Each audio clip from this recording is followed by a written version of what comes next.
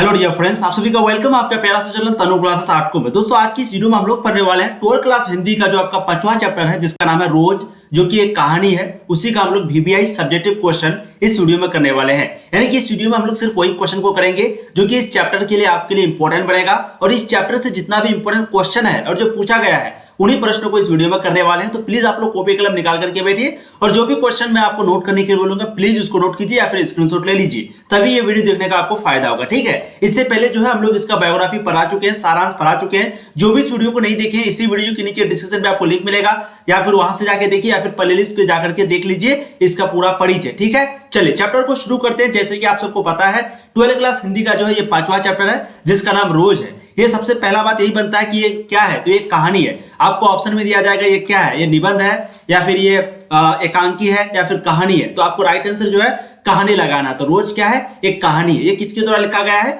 तो सच्चिदानंद हीरानंद वात्स्यायन, जिसको हम लोग अज्ञे जी के भी नाम से जानते हैं, तो ये अज्ञे जी के द्वारा लिखा गया है। पूरा नाम क्या है, सच्चिदानंद हीरानंद वात्स्यायन, इसका शॉर्ट में हम लोग बोलते हैं अज्ञे जी। तो रोज जो कहानी है वो किसके द्वारा लिखा गया है, अज्ञे जी के द्वारा लिखा गया है। अज्ञे जी के बारे में 2-3 प्रश्न पूछा जाता है। जैसे कि आप सबको पता है जन्म कब हुआ था, अगर मैं आपको इसे बायोग्राफी में बता चुका हूं, लेकिन जो बच्चे नहीं देखे एक बार देख लीजिए। जन्म जो है 7 मार्च को हुआ था, ध्यान रखिएगा 7 मार्च 1911 को जो है अज्ञे जी का जन्म हुआ था। वहीं पे पूछा जाएगा निधन कब हुआ था, पूछा भी जाता है कि अज्ञे जी का जो है निधन कब हुआ था। ठीक है, तो निधन के बारे में अगर आपको पूछ दिया जाए तो आपको जो राइट आंसर लगाना है वो लगाना है 4 अप्रैल। ठीक है, 4 अप्रैल 1987 को। तो ध्यान रखिएगा जन्म सच्चिदानंद का जो है यानी कि अज्ञे जी का जो जन्म है वो हुआ था 4 अप्रैल 1987 को। सॉरी, जन्म जो है 7 मार्च 1911 को, और वहीं पे उसकी मृत्यु यानी कि निधन जो है 4 अप्रैल 1987 को हुआ था। ठीक है, 1-2 प्रश्न और पूछा जाता है कि अज्ञे जी का माता का नाम क्या था, तो माता का नाम था वंती देवी, पिताजी का नाम था डॉक्टर हीरानंद शास्त्री।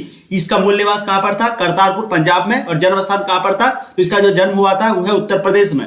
कुशीनगर एक गांव, कुशीनगर एक जिला का नाम है उत्तर प्रदेश में, वहीं पे हुआ था। ध्यान रखिएगा ये सभी प्रश्न जो है आपके एग्जाम में पूछे जाते हैं। चलिए अब हम लोग शुरू करते हैं। काफी इंपोर्टेंट चैप्टर है, बहुत ही क्वेश्चन आंसर जो है इस चैप्टर से पूछे जाते हैं। चलिए अब देखते हैं पहला क्वेश्चन आपके स्क्रीन पर।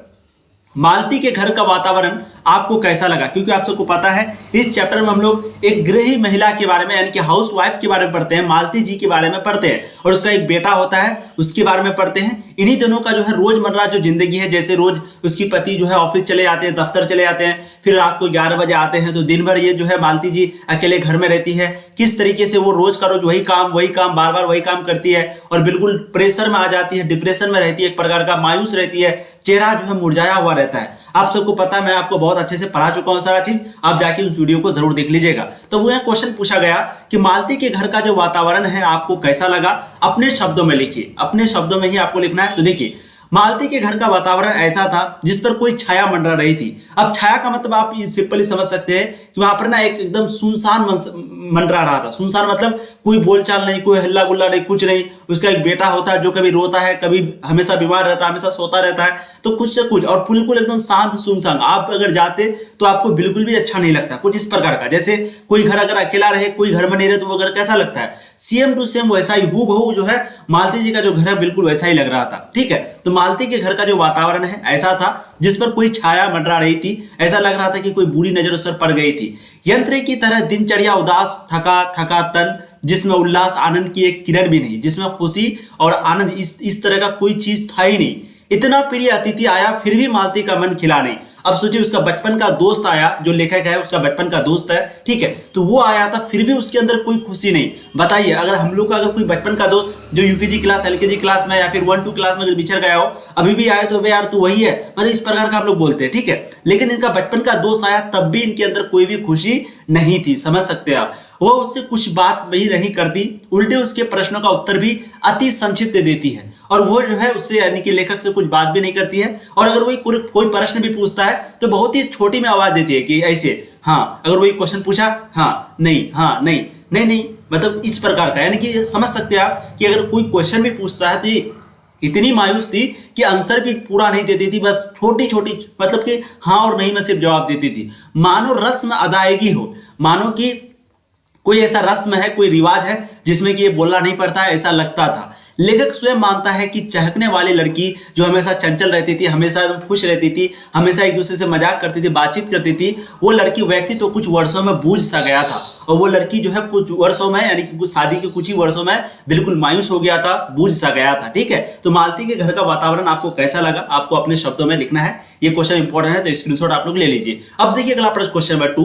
दोपहर में उस सुने आंगन में पैर रखते ही मुझे ऐसा जान पड़ा मानो उस पर किसी सांप की छाया मंडरा रही हो। यह कैसी सांप की छाया है, बताइए। देखिए, दोपहर में उस सुने आंगन में पैर रखते ही मुझे ऐसा लगा, ऐसा जान पड़ा मानो उस पर किसी सांप की छाया। सांप की छाया मतलब यानी कि कोई ऐसा बुरा, या फिर बोल सकती है कि कोई बद्दुआ दिया हो इस तरीके से, यानी कि सांप कोई श्राप दिया हो। ठीक है, ये कैसी सांप की छाया है। देखिए, लेखक अपने दूर के रिश्तेदार की बहन के यहाँ आया था। उसका लेखक बहन लगता था क्योंकि बचपन का दोस्त था।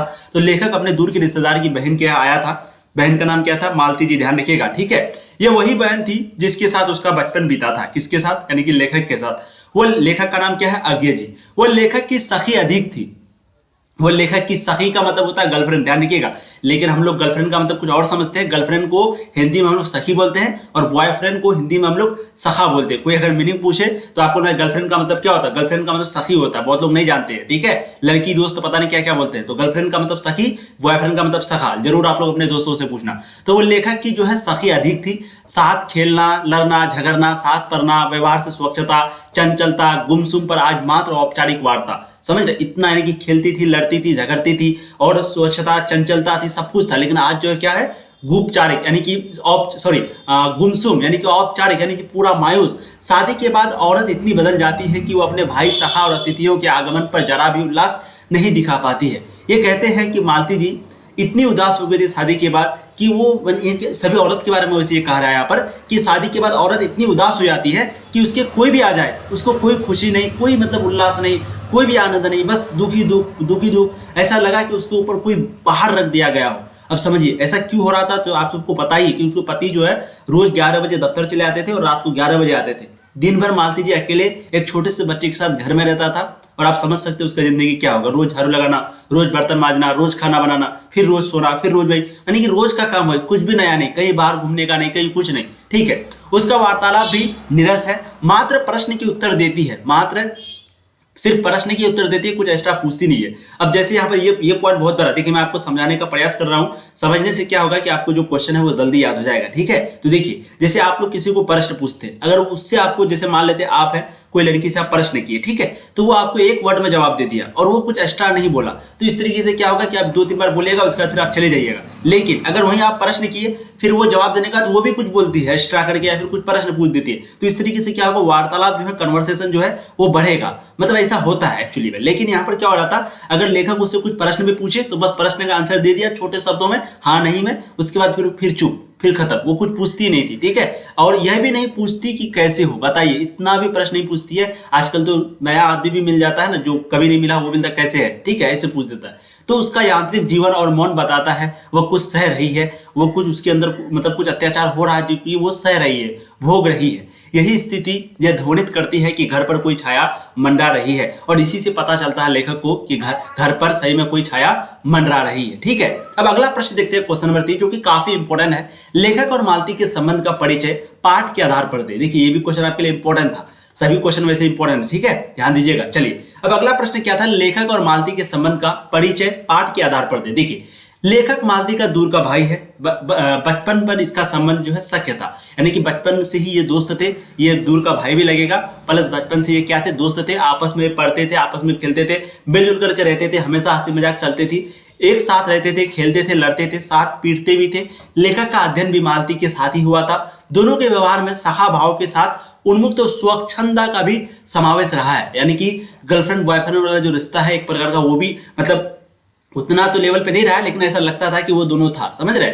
उसके बाद कभी भ्रार्थ तो रूप का कभी किसी अन्य रूप में रिश्ते के बड़े छोटेपन में नहीं बन सके थे। ठीक है, तो लेखक और मालती बीच का संबंध जो है आपको बस लिख देना 2-3 लाइन में, आंसर आपका 100% हो जाएगा। चैटिंग वगैरह प्लीज इधर उधर का ना करें, अच्छे से ध्यान दीजिए, टाइम बहुत कम है, थोड़ा सा सुन लीजिए बात को, फिर लास्ट में वीडियो खत्म होने के बाद चैटिंग आप लोग करते रहिएगा। ठीक है, और मैं बार बार बता रहा हूँ, किसी को भी अगर पीडीएफ अगर लेना हो, मैं कई बार बता चुका हूँ, पीडीएफ के लिए जो है आपको इस नंबर पे कांटेक्ट करना। बहुत लोग जो है ले चुके हैं, बहुत लोग अभी नहीं लिए हैं, तो प्लीज जितना जल्दी हो सके आप लोग ले लीजिए, क्योंकि देखिए टाइम बहुत कम है और लास्ट में फिर आप लोग लीजिएगा ही, तो अभी ले लेना सही है, ठीक है। 7667532320 ये नंबर है। टोटल सब्जेक्ट का जो है आपको ओनली 249 ₹249 पड़ेगा, जिसमें आपको ऑब्जेक्टिव सब्जेक्टिव दोनों प्रकार के प्रश्न एग्जाम तक आपको सारा प्रश्न मिलेगा, chapter by chapter, important question, test वगैरह, और सभी सब्जेक्ट का हिंदी, इंग्लिश, उर्दू, जो भी आपका सब्जेक्ट है, संस्कृत और उर्दू को छोड़ के, सॉरी संस्कृत, उर्दू और अभी होम साइंस का तैयार नहीं हुआ, इन दोनों को छोड़ के जो भी आपका सब्जेक्ट है वो सभी सब्जेक्ट का अभी 100% आपको मिल जाएगा। तो जिसको भी लेना है जल्दी ले लीजिए, ठीक है। चलिए अब देखिए अगला प्रश्न क्या था। मालती की पति महेश्वर, ध्यान रखिएगा,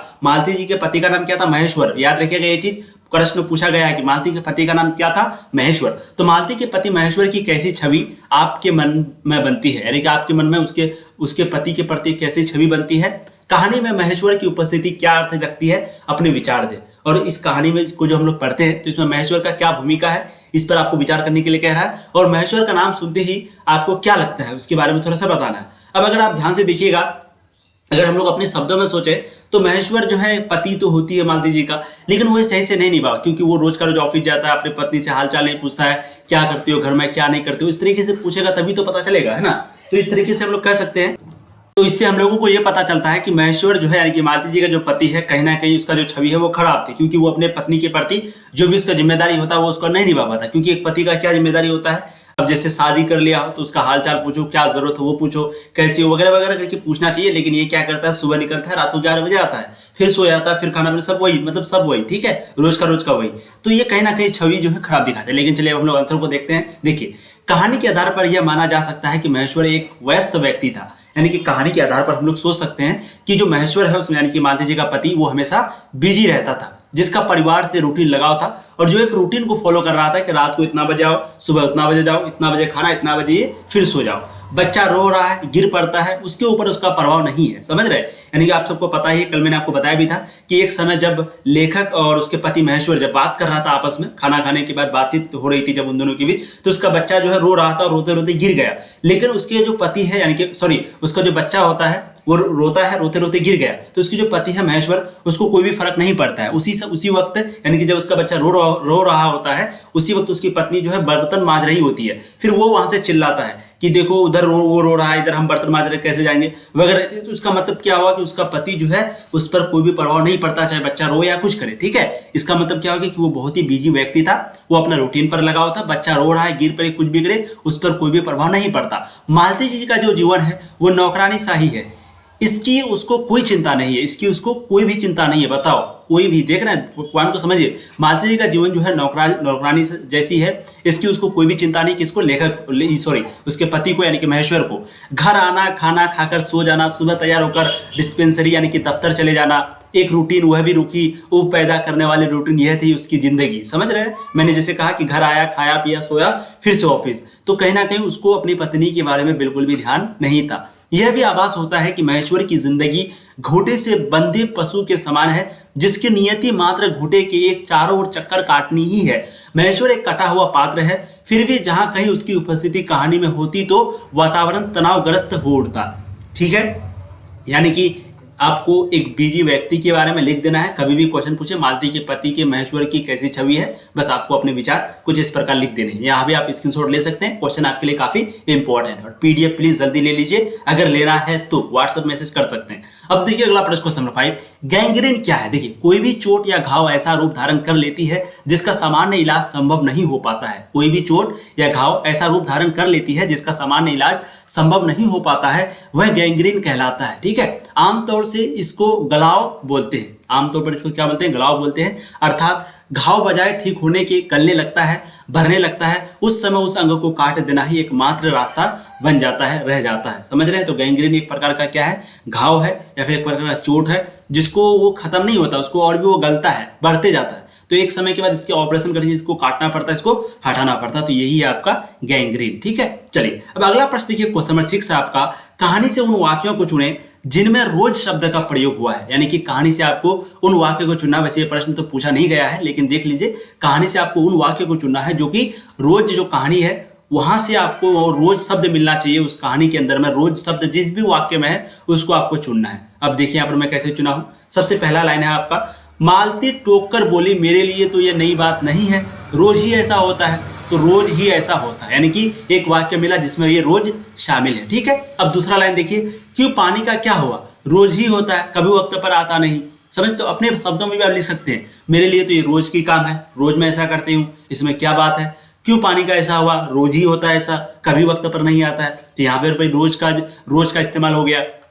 फिर तीसरा लाइन है, मैं तो रोज ऐसी बातें सुनती हूँ, यहाँ पर भी रोज का इस्तेमाल हो गया। फिर चौथा लाइन है, मालती का जीवन अपनी रोज की नियत गति से बढ़ा चलता जा रहा था और एक चंद्रमा की चंद्रिका के लिए, एक संसार के लिए रुकने को तैयार नहीं था। तो मालती जी का जीवन जो है रोज की नियत गति से चलता है, यानी कि एक समान गति से सेम टू सेम हर दिन का जिंदगी वही वैसे ही चलता जा रहा था। जैसे एक चंद्रमा रोज आता है, घूम के फिर चला जाता है, फिर आता है, फिर चला जाता है, रुकने के लिए तैयार नहीं होता है। सेम मालती जी का भी जीवन वैसा ही था, रोज ही गिर पड़ता है। तो रोज ही गिर पड़ता है कौन, यानी कि मालती जी का जो बेटा होता है वो रोज ही गिर पड़ता है, रोज ही सोते रहता है, रोज ही मतलब रोज का इस्तेमाल सिर्फ आपको करना है। तो 5 लाइन में आपको आंसर इस तरीके से देना है। ठीक है, अब देखिए अगला प्रश्न, क्वेश्चन नंबर 7, काफी इंपोर्टेंट प्रश्न है। देखिए आपको यहाँ पर आ से स्टार्ट करना है, यानी कि इसका मतलब को आपको समझाना है। क्या लिखा है, मुझे ऐसा लग रहा था कि इस घर पर जो छाया गिरी हुई है, इस घर पर जो छाया मंडरा रही है। ठीक है, आंसर आपको ऐसे ही देना है, मुझे ऐसा लग रहा था कि इस घर पर जो छाया घिरी हुई है, मंडरा रही है, वो अज्ञात रहकर भी मानो मुझे भी वश में कर रही है। मैं भी वैसा ही नीरस निर्जीव सा हो रहा हूँ, जैसे यह घर, जैसे मालती। समझ रहे हैं, लेकिन लेखक कहता है कि मुझे ऐसा लग रहा था कि वह अज्ञात रहकर भी मानो तो मुझे ही वश में कर रही है, यानी कि मुझको भी वो कैप्चर कर रही है, मुझे अपने वश में, अपने कंट्रोल में कर रही है। मैं भी वैसा ही नीरस निर्जीव सा हो रहा था, यानी कि वहां जाकर के, घर में जाकर के मैं भी सेम टू सेम वैसे ही हो रहा था, यानी कि वो जैसे एकदम मुर्जी हुई थी, मायूस थी, मैं भी धीरे धीरे मायूस हो रहा था। तो इस लाइन से आप क्या समझते हैं, उसको अपने शब्दों में यहाँ पर आंसर देना है। देखिए ये पंक्तियां जो है अज्ञे द्वारा रचित कहानी रोज से उद्धृत है। ठीक है, ये पंक्तियां किसके द्वारा, सबसे पहले तो आपको ये लिखना है कि ये जो लाइन है, ये जो पंक्ति है वो कहाँ से लिया गया है। तो ये रोज कहानी से लिया गया है, जो कि अज्ञे जी के द्वारा लिखा गया है। मालती के घर उसका दूर का भाई अतिथि रूप में आया है, और मालती के घर, यानी कि जो लेखक है वो मालती के घर गया है अतिथि के रूप में, जबकि वो है उसका दूर का भाई, लेकिन वो मेहमान के रूप में उसके घर में गया है। उसकी मालती से यह भेंट कई बरस बाद होती है, और उसकी जो मुलाकात है मालती से कई वर्ष बाद होती है। शादी के बाद वो कभी भी नहीं मिले हैं, शादी के बाद 4 या 5 वर्षों के बाद वो मिलती है। किससे, मालती जी से। कौन, लेखक। अतिथि को यह लगता था, यानी कि जो मेहमान, जो लेखक है, उसको ऐसा लगता था कि उस घर पर कोई काली छाया मंडरा रही है। ठीक है, वह यह भी अनुभव करता था, वह भी ये फील करता था कि इस घर पर जो छाया घिरी है वह है तो अज्ञात, पर वह अतिथि को भी जकरती चली जा रही है। यानी कि जो छाया ऐसा लग रहा था उसको, सूंसांग लग रहा था कि कोई जो है शराब पड़ा हो इस घर में, इस तरीके से कुछ लग रहा था। जैसे आप बोले ना कि जैसे आप कोई ऐसा घर पे चले जाइए जहाँ पर कोई रहता ही ना हो, तो आपको लगे अजीब जैसा लगे, या फिर आप अपना रूम 10-15 दिन के लिए बंद कर दीजिए, फिर 10-15 दिन के बाद खोलिए, तो आपको लगेगा कि बिल्कुल सुनसान एकदम जगह लगेगा आपको। समझ रहे हैं, तो सेम वैसे ही आप इंग्लिश में 12th क्लास का जो इंग्लिश है, अगर जो इंग्लिश रखे हैं वो भी वहां पर पढ़ेंगे। माई ग्रांड मदर हाउस, ठीक है, एक चैप्टर आएगा आपका इंग्लिश में, माई ग्रांड मदर हाउस। तो वहां पर भी ना ऐसी ही कहानी है। उसकी जो दादी की घर होती है, वो घर उसकी दादी की मृत्यु हो जाती है, तो वो घर जो है ना बंद रहता है। अब ये जब लेखक जाकर के जब खोलता है वहां उस घर को, तब उसको लगता है एकदम सुनसान, एकदम झोल झाल, एकदम पूरा एकदम अंधेरा, इस टाइप का। ठीक है, तो सेम वैसी छाया मंडरा रही थी। वो यह भी फील करता, अनुभव करता है कि इस घर पर जो छाया है शायद वो मुझे भी जकड़ रही है। लेखक को ऐसा लगता था, वह भी उसकी जकड़ में आकर बड़ा नीरस और निर्जीव सा हो रहा था, ठीक उसी प्रकार जैसे मालती है और जैसा यह घर है। ठीक है, चीजें आपको समझ में आ गई, इस कहानी से यही समझ में आता है। अब देखिए अगला प्रश्न, क्वेश्चन नंबर 8 है आपका, काफी इंपॉर्टेंट है। देखिए 3 बज गए, 4 बज गए, 11 बज गए, कहानी में घंटे के इन खड़गों के साथ साथ मालती की उपस्थिति है। घंटा बजने का मालती से क्या संबंध है? 3 बज गए, 4 बज गए, 11 बज गए, इससे मतलब क्या, कहना क्या चाहता कहानी, इसको आपको बताना। देखिए इससे यह स्पष्ट होता है कि यह संकेत से यह स्पष्ट करता है कि मालती हर समय घंटा गिनती रहती थी, क्योंकि समय काटे नहीं करता। समझ रहे, जब आप कोई काम, मतलब जब आप कुछ नहीं कर रहे होंगे, बैठ के रहेंगे, किसी का इंतजार कर रहे होंगे, तो आप बार बार सिर्फ समय देखेंगे। अच्छा अभी 10 बज गया, अच्छा 3, अभी 4, अच्छा 11 बजे टाइम है, तो सिर्फ आप टाइम देखते रहेंगे। तो सेम वही है, मालती जी जो ना हमेशा घंटा गिनती रहती थी, क्योंकि उसको समय काटता नहीं था, समय उससे काटे जा, मतलब वो हमेशा बीतता नहीं था, तो वो हमेशा जो ना टाइम देख के रहती थी। साथ ही उसके आगे की योजना पर भी काम करना होता था, और टाइम देख करके उसके आगे का जो काम है कि 3 बजे कौन सा काम है, 5 बजे कौन सा काम है, कुछ इस प्रकार भी उसको करना पड़ता था। नौकर है नहीं, बर्तन मांजने, कपड़े धोने, भोजन बनाना सब वही करती थी, क्योंकि नौकर वगैरह कुछ नहीं था, तो भोजन, कपड़े सब कुछ वो अपने से खुद करती थी। घंटा 1 बजने पर उसकी दो मानसिकताएं रहती थी। पहली यह कि चलो अब इतना समय बीत गया, दूसरा चलो अब यह कर लो, और हर घंटा गिनना उसको आभास कराता है। समझ गए? यानी कि 1 बजने के बाद, घंटा 1 बजने के बाद उसका जो है दो मानसिकताएं रहती है कि चलो अब तो दिन इतना बीत गया, अब इतना समय है, इतना काम है, अब करने लग जाओ और टाइम धीरे धीरे बीत जाएगा। वो हमेशा आवाज करती थी इतना समय तो बीत गया है, और ऐसा उसको लगता था कि इतना समय तो बीत गया है, अब थोड़ा सा ही है। ठीक है, तो ये टोटल 8 प्रश्न मैंने आपको करवाया। एक बार आपको सारांश बता देते हैं शॉर्ट में 5 मिनट में, क्योंकि देखिए काफी इंपॉर्टेंट है। सारांश जो है आपको एग्जाम में हर बार पूछा जाता है, और सारांश से ही आपको समझ में आएगा कि ये कहानी कहना क्या चाहता है। बिना सारांश का आप इस कहानी को किसी भी हालत में नहीं समझ पाएंगे। तो चलिए, वैसे तो कल पढ़ा चुके हैं, लेकिन एक बार फटाफट बता देते हैं। ठीक है, देखिए सारांश जब भी आप लिखेंगे तो सबसे पहले यही लिखना है कि ये जो सारांश है वो किसका है, तो रोज कहानी का है। ये रोज जो कहानी है वो किसने लिखा है, तो आपको सिंपली लिखना है कि भाई ये जो है अज्ञे जी के द्वारा लिखा गया है। ठीक है, यानी कि सच्चिदानंद हीरानंद अज्ञे जी के द्वारा जो है ये कहानी लिखा गया है। देखिए, रोज शीर्षक कहानी की रचयिता आधुनिक हिंदी साहित्य के विद्वान जिसका नाम है श्री सच्चिदानंद हीरानंद अज्ञे द्वारा लिखी गई है। रोज जो है वो अज्ञे की बहुत चर्चित कहानी है, यानी कि बहुत ही ज्यादा चर्चे में रहने वाली कहानी है। इस कहानी में मध्य वर्ग भारतीय समाज में घरेलू स्त्री के जीवन और मनादोषा पर सहानुभूति पूर्वक विचार किया है। यानी कि इस कहानी में एक ऐसी औरत के बारे में बताई गई है जो कि मिडिल क्लास फैमिली में होती है, यानी कि इस एक प्रकार का मिडिल क्लास फैमिली के जितने भी औरतें हैं उसकी कहानी को इस कहानी में दर्शाई गई है। ठीक है, घरेलू स्त्री के जीवन काम के अलावा कुछ रह जाता है, वो अपना सारा समय घर के कामों में निकाल देती है। जैसे आज के ज़माने में आप देखते होंगे, उसका पति जो है चले गया बाहर कमाने के लिए, पत्नी अकेले घर में रहती है और बिल्कुल अकेले ही रहती है। तो कुछ इस प्रकार ये कहानी को जो है उनका दुख को जो है दर्शाती है। ठीक है, चलिए अब आगे देखिए। कहानी आत्मकथ्य शैली में है और इसके प्रमुख पात्र लेखक और उसकी बहन मालती है। इसके जो प्रमुख पात्र है कौन है, लेखक है, और इसकी बहन, यानी कि बहन का नाम है मालती और लेखक, यही दोनों इस कहानी में मुख्य किरदार इस दोनों का ही है। ठीक है, तो आप ऐसे भी लिख सकते हैं कि इस कहानी में जो मुख्य किरदार है वो मालती जी का है और उसके भाई जिसका नाम क्या रहता है, जो कि लेखक रहते हैं सच्चिदानंद या फिर अज्ञे जी, इन दोनों का ही है। कहानी की शुरुआत अचानक से होती है। दोपहर के उस आंगन में पैर रखते ही मुझे ऐसा जान पड़ा, यानी कि जब लेखक जाते हैं उसके घर में आंगन में, तो दोपहर में ही उसको जब वो आंगन में पैर रखता है तो उसको ऐसा लगता है कि इस घर में कोई सांप, जाते जाते ही उसको लगता है कि इस घर में कोई सांप मंडरा रही है। सांप का मतलब वही, यानी कि प्रकार का कोई बूढ़ी संकट, इस प्रकार का समझ सकते हैं। उनकी आहट सुनकर मालती बाहर आई और उनकी आवाज़ सुनकर जो है मालती बाहर आई। ठीक है, और अंदर पहुंचकर लेखक ने पूछा वे यहाँ नहीं है, यानी उसके पति के बारे में पूछा कि क्या वे यहाँ नहीं है, तो उधर से उत्तर मिला, यानी कि मालती जी ने कही नहीं अभी दफ्तर से नहीं आए, यानी कि अभी ऑफिस से नहीं आए हैं। फिर मालती पंखा उठा लाई, ऊपर झुलाने लगी। फिर मालती पंखा उठा लाई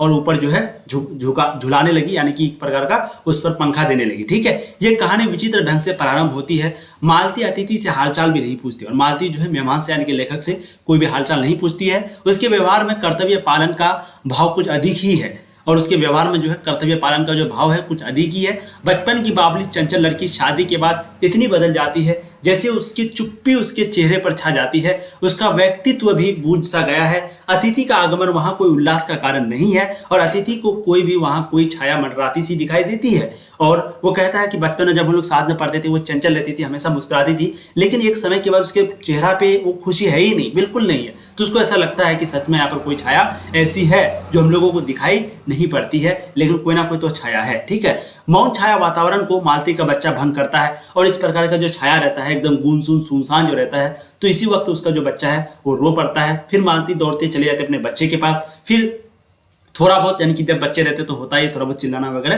तो थोड़ा बहुत लगता है कि नहीं ऐसा नहीं, तो मालती उसको संभालने चली जाती है। मालती लेखक की दूर के रिश्ते की बहन थी, वह उसके साथ सखी रूप में रहती थी। उनका संबंध भी ऐसा था, साथ खेलती लड़ती पीटती और पढ़ते भी साथ ही थे। लेखक 4 वर्ष बाद उससे मिलने आया था। ध्यान रखिएगा, प्रश्न आपको पूछा जा सकता है कि जो लेखक है यानी कि जो अज्ञे जी है वो मालती से कब मिलने आया था, तो शादी के बाद कभी भी नहीं मिला था। टोटल 4 वर्ष के बाद मालती जी से जो है लेखक मिलने आया था। बच्चे का नाम लेखक ने पूछा तो पता चला नाम भी नहीं रखा। बताइए कितनी बड़ी बात है। बच्चे का नाम पूछा लेखक ने, जब उससे पूछा कि बच्चे का नाम आपने क्या रखा है, तो बोला कोई नाम नहीं है, बस हम इसे जो है टीटी कह के बुलाते। क्या कह के? टीटी कह के। लेखक को यह भी अखरता है कि मालती ने कोई बात नहीं की और लेखक को यह भी कहीं ना कहीं थोड़ा बहुत बुरा लगता है कि उसने मेरे साथ कोई बात नहीं की। कैसा हूं यह भी नहीं पूछा, कैसे हो, जबकि नया नया आदमी जाके पूछता है। लेखक ने एक बार प्रश्न किया, तुम्हें मेरे आने से विशेष प्रसन्नता नहीं हुई? लेखक ने उनसे प्रश्न किया, यानी कि मालती जी से, कि मैं जो आया था तुम्हें खुशी नहीं हुई क्या मेरे आने से? तो वो मात्र चौंक कर हूं कहकर शांत हो गई, यानी कि सिर्फ हूँ, समझ रहे हैं। यानी कि जो शॉर्ट में जवाब दें तो इसका मतलब क्या है कि या तो वो बहुत ज्यादा उदास है या फिर वो आपसे बात करना नहीं चाहती है या फिर नहीं चाहता है। तो लेखक जब उससे पूछा कि मेरे आने से तुझे खुशी नहीं है, तो ये बोलते हैं हूँ कहकर सिर्फ शांत हो गए, नहीं खुशी है, हूँ, बस हूँ।